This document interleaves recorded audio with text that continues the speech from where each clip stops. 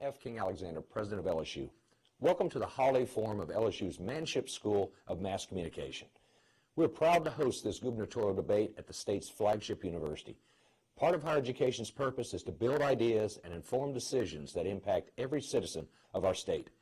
And here in the home of our nationally respected political communication program, it's fitting that we share, discuss, and analyze the views and policies held by our gubernatorial candidates.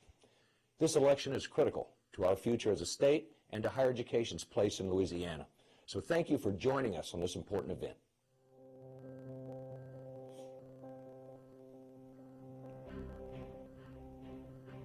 Good evening, ladies and gentlemen, and welcome. Tonight we are joined by the candidates, students, and viewers from across the state for the final gubernatorial debate of the 2015 primary election. We are live from the Holliday Forum of the Manship School of Mass Communication. I'm Mitch Rabelais of TigerTV, LSU's student media TV station, and I will be the moderator for tonight's debate alongside our distinguished panel. Now, before we go over the rules for tonight's debate, let's meet the candidates who are here with us. Representative John Bel Edwards of Emmet, Lieutenant Governor Jay Dardenne of Baton Rouge, and Public Service Commissioner Scott Angelle of Breaux Bridge. Now, we'd like to note at this time that we did extend an invitation to United States Senator David Vitter, but he did decline to participate into this forum, citing his ongoing obligations in Washington. Gentlemen, the rules for tonight's debate are as follows. You will be given 30 seconds for both opening and closing statements, 30 seconds each, that is.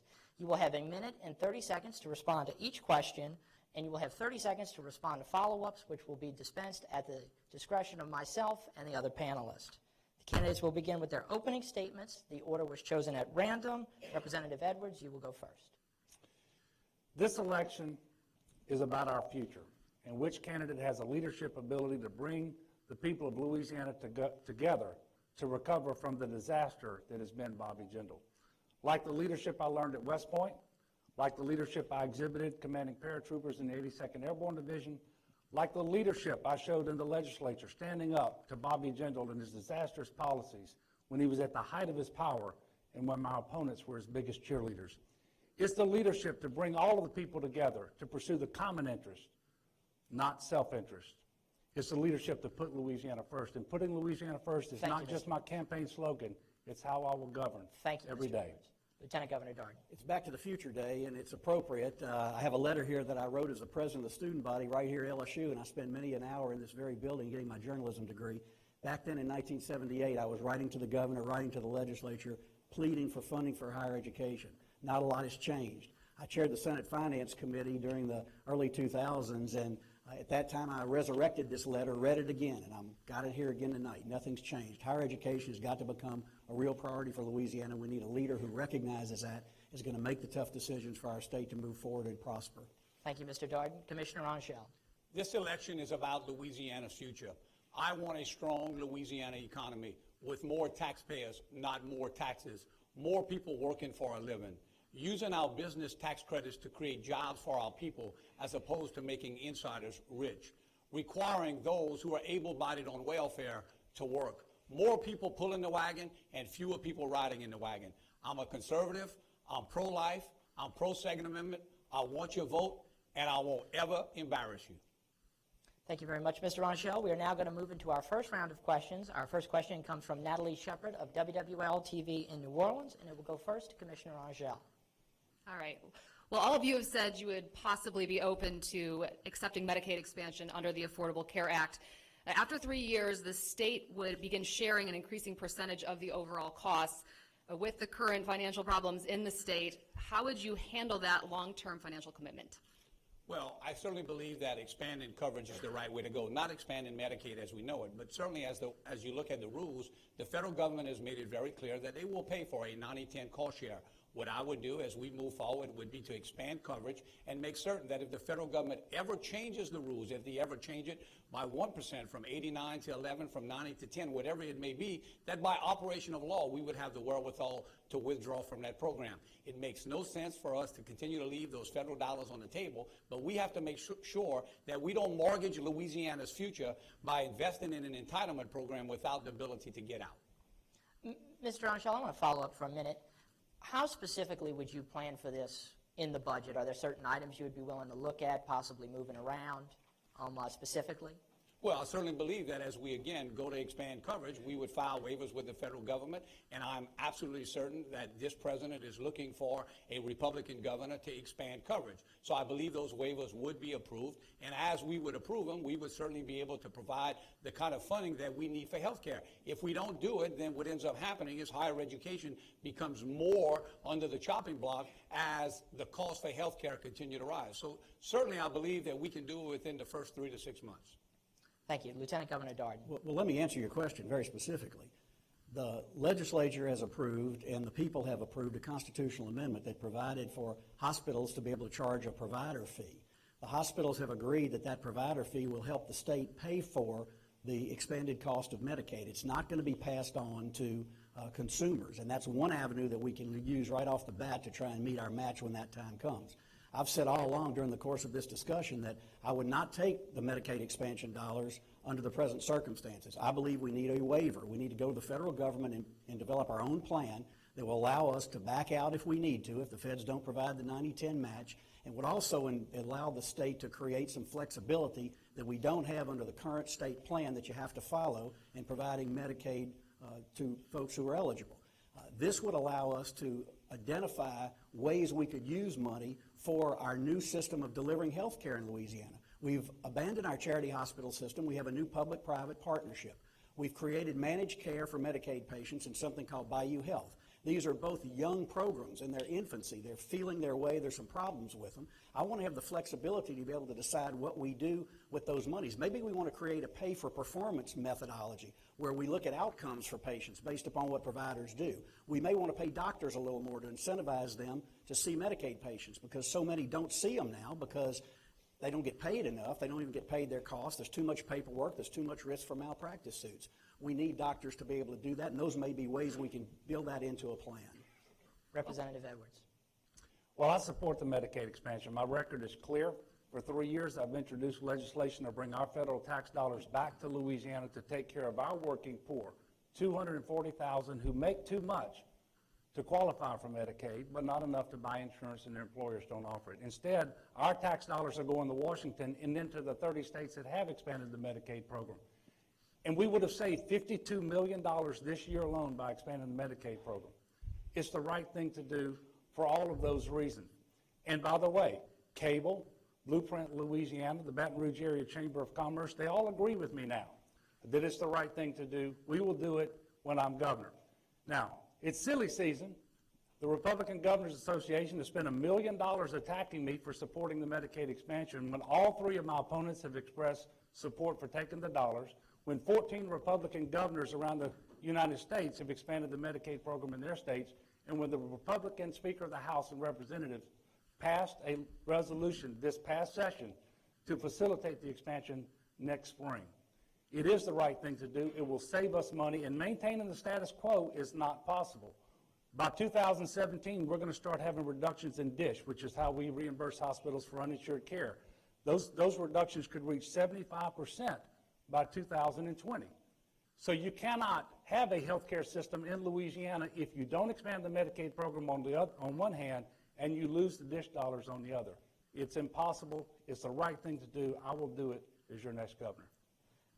Lieutenant Governor, if the Obama administration said take it or leave it, would you take it or leave those Louisiana residents uncovered, as Governor Jindal has done? I'm pretty confident that as a Republican governor willing to step up and take the money, we'll be able to negotiate with that administration to get a waiver. We'll do a conditional waiver to begin with, which you can do while you're negotiating that. I'm confident we'll be able to get something. Okay, thank you very much. Our next question is from Jeff Beimfohr of KTBS in Shreveport, and it will first go to Lieutenant Governor Dardenne. All right, Mr. Dardenne, I know you're not a meteorologist or you're not a forecaster, not a weather guy, but those abilities might come in handy if you're elected in regards to the budget. Because one aspect of a stable state government is a consistent income to budget. But our state income depends on fluctuating oil and gas prices in the market. So what would you do to stabilize the state's income and ultimately the budget? The drop in oil dramatically affected us obviously last year and in this year, but it's not the be-all and end-all of the state budget. It's not the biggest chunk of money that we rely on to operate government, but it does make a difference in years whether we have a surplus or whether we have a deficit. Short term, what the legislature has done during this past legislative session, provided some relief by modifying credits and exemptions and exclusions that some people, some taxpayers, business taxpayers, are getting. We're going to have to continue that. There's no question that's going to have to continue to get us through this difficult shortfall we have right now. But long term, I favor a complete restructuring of our income tax and our tax base. I want to lower personal income tax rates, lower corporate income tax rates, and eliminate or dramatically reduce a number of credits and exemptions and exclusions that are available in that arena, in the income tax arena, which is the prime driver of our economy, along with sales tax, of the money that's raised to operate state government. I think that's where we start. That's what Jim Richardson of LSU has recommended. The Tax Foundation, a national think tank which evaluates states' finances, has said this is a smart thing to look at, given us some options. I think long term that's the way we go to try and stabilize and create some stability, some consistency as best we can. But it's an estimate. We have a revenue estimating conference that estimates how much money we'll have each year, and it is not a science. We never know exactly what it's going to be, and that's why you're always faced with the potential for cuts or surpluses at the end of the year. For higher education in particular, though, what we need more than anything is stability, and I'm going to bring stability to funding for higher education. We will now move into the third and final round of the evening, where we ask questions that were submitted to us by LSU students. You will each have 1 minute to respond. The first question comes from Student Body President Andrew Motthook. Representative Edwards, you will get it first. And his question is, how do you plan to communicate directly with students at Louisiana universities during your time in office? Well, first of all, I'm going to make myself available. Just like I've made myself available at debates throughout this campaign, I'm going to make myself available through press conferences, routinely, regularly. And I would hope that you all, as students, will be able to send your representatives to those press conferences. And we will also make sure that I have an open door policy where individuals from the higher education community can access me in my office, and I will also regularly visit the campuses of higher education across the state of Louisiana to get a firsthand look at what's going on. Because I was on campus here this past Saturday, and as you leave the main roads and you start walking through campus, you see a lot of unmet deferred maintenance needs in this state. You wouldn't know that as governor if you didn't walk on this campus. I'm going to do that. I'm going to be accessible. I'm going to be accountable to all the people of Louisiana, and that includes our students. And by the way, it is so good to be on a college campus at a gubernatorial debate with students present. And I want to thank you people here at Louisiana State University because you've done it right. Thank you, Mr. Edwards. Mr. Lieutenant Governor. And John Bel, I agree with that. It's great to have a live audience when you're on a campus, a place where free speech is supposed to be celebrated and not shuttered. I've spent a lot of time on this campus and many other campuses across the state speaking to students, speaking to classes. I love to talk about Louisiana to classes in political science and history, whatever the case may be. I'm going to continue that relationship. I would say not necessarily to our television audience, but to those of you here, it's always been a source of frustration to me that young people, 18 to 24-year-olds, don't recognize the power they have in the electoral process if they just bother to exercise that right to vote, because so many demographically prove that they don't do it. I would encourage all of you to do that. I'm going to continue my relationship with universities and with K-12 education as well. And not only will I be accessible, I'm going to go to the major cities of this state and keep office hours there. A couple of days every year. I'll be in Monroe, I'll be in Shreveport, I'll be in Alexandria, Houma, Lafayette, Lake Charles, other cities. The governor will come to the people. The people will have a chance to talk to their governor in their own hometown and not have to come to Baton Rouge. That's the way you build trust. That's real accessibility. Commissioner Angelle. Yeah, let me just tell the Louisiana voters tonight that you have 3 candidates that showed up tonight to debate, and a 4th one still can't make it. He talks about freedom. He talks about freedom of the press. It appears to be fleeing from the press is actually his buzzword. It's amazing to me that a person who, again, wants to be your next governor has missed 200 votes in the Senate, has the 6th worst absentee rate in all of the Senate. The Brookings Institute says that he is the least effective senator in all of America. Keep that in mind, you undecided voters back in Louisiana, as you think about it. Relative to the question, I've made it very clear. I'll be on every college campus, at least. I'll be on a college campus, I should say, every 2 weeks. I'm looking forward, as the candidate who has a college-age student, I'm looking forward to be there. I pride myself on being the cool dad in Acadiana. I want to be the cool dad working the campuses, finding out what it is that's going on. And I'll make it very clear. I am the most pro-TOPS candidate in this race. I will make certain that rather than cutting high-performing students, we'll cut low-performing programs. Thank you very much. Our next question comes from LSU freshman Casey Fitzmaurice, and he says, quote, "With all due respect, none of the candidates are particularly appealing among youth. Why should young voters rally around you?" Forgive me, his words, not mine. Mr. Angelle.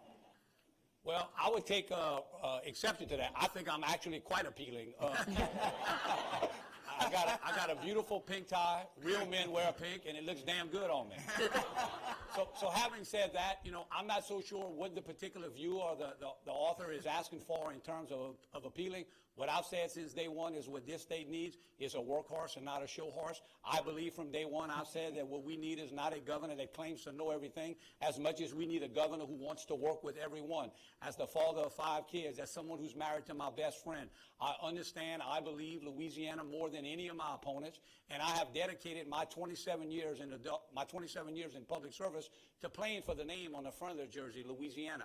So having said that, I think I'm quite appealing. I think we continue to move across the state, bringing a bipartisan brand of politics that, again, we need a governor who's willing to work across all lines, across party lines, across geographic lines, across racial lines, across gender lines. I'll be that governor. Mr. Angelle, I'd like to follow up for a second. Will you create specific programs for young people here in Louisiana? Well, I believe that, you know, there are a lot of programs in Louisiana. What I would do is move to make certain that the education opportunities that we have in this state are among the best in the nation. At the end, we need to make certain that we are preparing our kids for this 21st century economy. That, to me, means both on the community and technical college side, recognizing that 60% of the jobs that we'll create over the next 10 years will require more than a high school diploma and less than a 4-year degree. And then certainly understanding that at our 14 college campuses, not every college can be everything to everybody, but every college can be a center of excellence. Thank you very much. Mr. Lieutenant Governor. I'm a former president of the student body here. I was a student member of the LSU Board of Supervisors, the last one who couldn't vote. I actually went to the legislature for the first time and convinced them to let the people allow the student member of the boards of supervisors around the state to have an opportunity to vote. I was on the union governing board. I've done about everything you can do to support this campus and higher education in general, and I want to continue doing that as the governor of this state. I'm going to ask Mitch, you and others, to tell your governor what you would like to see done to get students more involved, to give you more of a say, so that you would have a role in making decisions in Louisiana. You're the future, as trite as that sounds, and I want a Louisiana that looks beyond just 4 years in the next election. I want a Louisiana that looks 25 and 50 years down the road when you're the age of those of us standing before you today, and you picture what you want our state to look like. I have an idea of what I want it to look like. I want it to be less poverty than what we have right now, support for education, particularly higher education, a stable budget structure, jobs being created for Louisianians and educational programs to make sure they take those jobs. Thank you, Mr. Lieutenant Governor. Representative Edwards. Well, I have been fighting for 8 years against this governor who has insisted upon the deepest cuts in state general fund support to higher education in the nation. This year we will spend $700 million less educating kids in higher education in Louisiana than in 2008. $120 million right here in Baton Rouge at LSU alone. That's more than 50% cut. At the same time, the students are paying 90% more in tuition. And this state has been taxing your dreams and your futures for too long. That is going to stop. That makes me appealing to young people, because I'm going to make sure that you don't start your careers under a mountain of debt, having to pay more money back than you should have to. We should be investing in higher education so that you have the opportunities to get the best education in the country right here in Louisiana. You should never feel like you have to leave this state to get a good education, to get a good job, or to start a good career. That's my commitment to the people of Louisiana and to the youth. We can do better by you. Thank you, Mr. Edwards. Our next question comes from LSU student Ariana Lesh, and it will go to the Lieutenant Governor. And her question is, will incoming students have to worry about losing TOPS if they are attending a Louisiana public university like LSU? No, they won't. This is the most popular program that's ever been created in Louisiana by the legislature. It's grown exponentially, and it's gotten to be very expensive. The leaders in higher education came to the legislature this year big supporters of TOPS all, saying we've got to sustain this program. We've got to do something to make sure that it's affordable for the future and that it's going to be available for Louisianians for time to come. That makes some sense to me. The program has grown to be about $300 million, but it's provided a tremendous incentive for Louisiana students to do well in their K-12 education and to be prepared to come to a Louisiana university and to succeed. That program is going to continue. It's going to flourish. We need to look at what the legislature did this year, which would say the legislature every year has a chance to look at the expenditures and increase the expenditures, and they're going to do that. And as governor, I'm going to recommend that that happen. But it's part of the overall comprehensive look in being honest with the people of Louisiana and saying we've got to look at everything structurally that we spend money on in Louisiana and the way in which we create revenue in Louisiana and have a very candid discussion with how we're going to go forward. But TOPS is going to survive and flourish. Representative Edwards. Well, TOPS is going to be sustainable because as your next governor, we're going to stop these annual double-digit tuition increases. That's why TOPS has grown so much in cost. It started as a $60 million a year program. It's about $280 million this year. And on this trajectory, it's soon going to be $400 million. But we're going to stop that. We're going to increase the state general fund investment. In fact, we're going to get back to a 50-50 funding ratio so that half of the cost of higher education will be borne by the taxpayers through state general fund dollars, and the other half through tuition and fees borne by the students. And that is the direction we need to go, because every time a student gets a degree, the state benefits and the student benefits, and that's a much better funding ratio than what we currently have today, which is about 25% coming from the state and 75% from the students. The exact reverse of what the situation was in 2008 when Bobby Jindal became governor. Commissioner Angelle.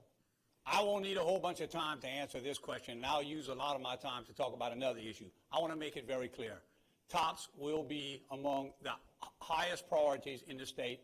TOPS has done an incredible job of giving folks an opportunity to get an education, expand their horizons, and I, as governor, have made it very clear I will be a super TOPS governor. Now, having said that, one of the ways we make sure we always fund TOPS is having an economy that creates jobs.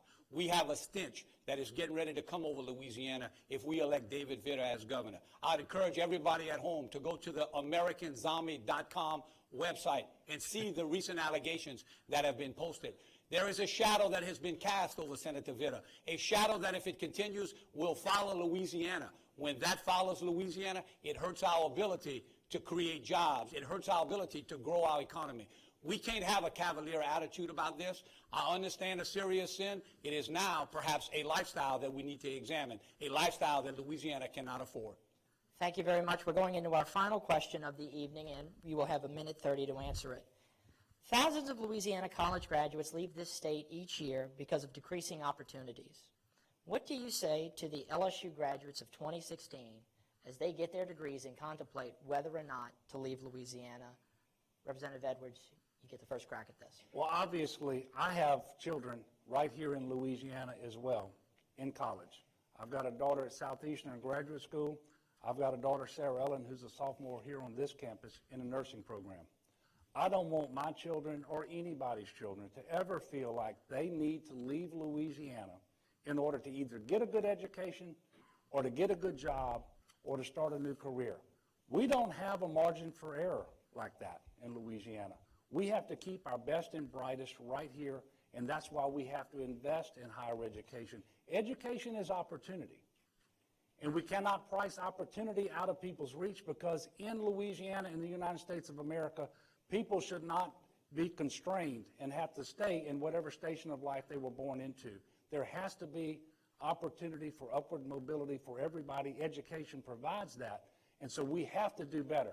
But we also have to make sure the jobs are going to be there, that those jobs go to people in Louisiana. And one of the things I will do as your governor, when I'm negotiating with these businesses that want to expand their operations here or to move into Louisiana, we're going to make sure that they're going to hire people from Louisiana and not people from out of state, because we've got good, talented, educated, skilled workers right here in Louisiana, and that ought to always be part of those incentive packages. Mr. Angelle. As the only one of the leading four candidates that is not an attorney and more of a businessman, I would use my business skills to go to work to grow the Louisiana economy. the first thing we've got to do in a special session is we've got to go through putting our fiscal house in order. We've got an outdated, antiquated tax policy. We have got to get more competitive. Certainly many of our neighboring states have a policy that is much cheaper than ours, much less expensive to do business in. We've got to make certain that when folks are looking to relocate across America, that they see Louisiana as a place that is a return on investment opportunity, because at the end, it is the capital that comes into Louisiana. It is the capital that originates from Louisiana that gives us an opportunity to create those jobs. Our Main Street businesses, our folks need to know that they can make a living in this state, and if they do that, they'll deploy the capital. If they'll deploy the capital, we'll have jobs available for them. Mr. Lieutenant Governor, I would like to give you an opportunity to respond. However, for the sake of time, we are going to have to go into closing statements. Representative Edwards, you will go first. Oh, I'm sorry, Mr. Dardenne, that was a mistake on my part. Go ahead and answer. I would look that young man or young woman in the eye and say, I know you love Louisiana. I know you love this place. More people who were born in this state stay in this state and live in this state than any other state in America. And I would say the land of opportunity is right here. We are creating jobs in this state right now in a creative way. The movie industry, the digital media programs, the IBM coming to town, in Baton Rouge with computer-related jobs along the coast of Louisiana for those engineers and those people who have expertise in that area. It's going to be a great time to be a Louisianian, and we need your generation to commit to Louisiana. And you need to commit to a governor who has a vision for this state, a proven record of effectiveness and accomplishment, a record of integrity, and a record of getting things done. And I would say to you, you need to help me build the Louisiana that you want for your life and for your children. And together, we can absolutely make that happen. One of the three men you see standing up here is going to be your governor. I believe that. And I believe it ought to be one of the three men standing up here who ought to be your governor, who have the courage to come face the public and talk about issues in this state, not run away from your past, but willing to talk about your past and your future. And I think it's going to be a great time to be a Louisianian over the course of the next decade, and I want all young Louisianians to help us shape that future. Thank you, Mr. Lieutenant Governor. I appreciate you bearing with me. Now it's time for the closing statements. Representative Edwards, you will go first. On Saturday, the people across Louisiana are going to have a chance to turn the page on the destructive policies and the failed leadership of Bobby Jindal. Under Bobby Jindal, the middle class and small businesses have been squeezed. The people have been sacrificed on the altar of his ambition. But all along, I have stood with you. I have championed education and health care for working families. I have pursued the common interest over the special interest. And I have lived by the West Point Honor Code. A cadet will not lie, cheat, steal, or tolerate those who do, and that is how I will govern the state of Louisiana. Bobby Jindal has put Louisiana in his rearview mirror, and we need to put Bobby Jindal in our rearview mirror and worry about the future and look at what we want this state to be like. You need a leader who has a proven record of effectiveness and accomplishment, of doing more with less, and has the proven ability to bring people together, regardless of partisan politics, regardless of race, gender, where you live in Louisiana, what you do in Louisiana. All of us have to come together to address the serious problems that we have and make Louisiana the kind of place we've always wanted it to be for ourselves and for our children. I hope you'll conclude that I'm that person. I ask you for your vote. Commissioner Angelle. I stand before you as the son of a conservative dad who taught me the value of homework and teamwork and to never feel entitled.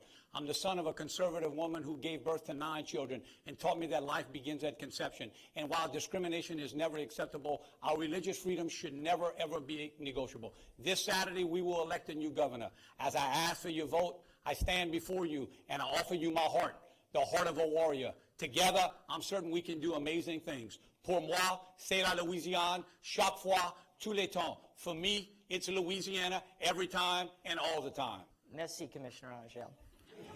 And that is our debate for this evening. On behalf of the panelists, LSU, the LSU Manship School, and Tiger TV, I'm Mitch Rabelais. We'd like to give a big thank you to these 3 gentlemen for taking the time to appear with us.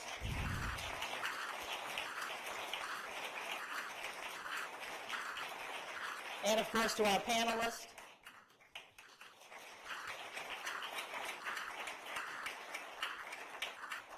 Our partners at WBRZ, WWL, KATC, and KTBS for helping with tonight's debate. Thank you for watching, and please remember to vote on Saturday. Thank you, and good night, everybody.